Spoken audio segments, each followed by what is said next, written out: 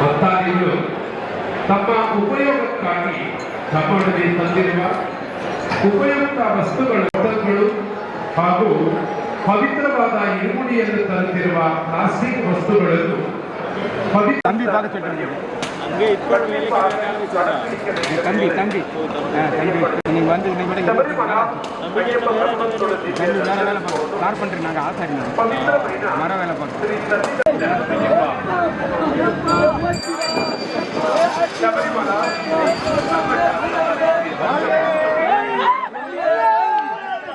ശബരിമല ഭഗവാൻ അയ്യപ്പ സ്വാമിയുടെ ദിവ്യ ദർശനത്തിற்காக கடினமான விரதம் செய்து பவித்திரமான இருமுடியோடு வருகின்ற భక్తர்களுக்கு மட்டுமே శబరిమల అయ్యప్ప భగవంతుడు దివ్య దర్శనం కోసం పవిత్రమైన కారణం కొని పవిత్రమైన 18 మెట్లు ఎక్కుతూ భక్తులు తెలిపడమైనది.